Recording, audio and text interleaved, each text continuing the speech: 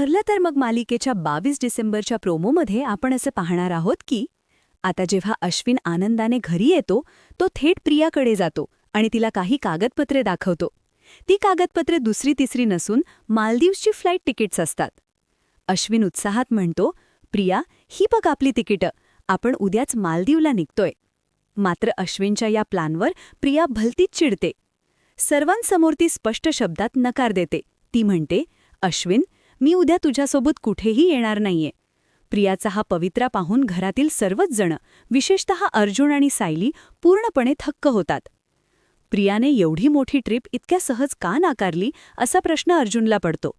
तो सायलीशी चर्चा करताना म्हणतो, सायली, प्रियाचं असं कोणतं महत्त्वाचं काम असेल ज्यासाठी तिने मालदीवची ट्रिप नाकारली? नक्कीच काहीतरी काळबेरं आहे. आता अर्जुन मूळ मुद्द्यापर्यंत पोहोचण्यासाठी कंबर कसतो.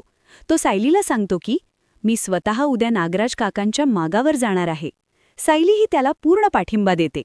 अर्जुनचा असा अंदाज आहे की नागराज काका स्वतःच नकळतपणे आपल्याला त्या जागेपर्यंत घेऊन जातील जिथे महिपत लपून बसला आहे. आता अर्जुन नागराजचा पर्दाफाश करण्यात यशस्वी होणार का? आणि प्रिया नेमकी कोणत्या कारस्थानासाठी घरी थांबली आहे? हे पाहणे आता कमालीचे ठरेल.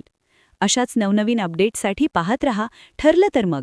भेटूया पुढील भागात. तोपर्यंत नमस्कार.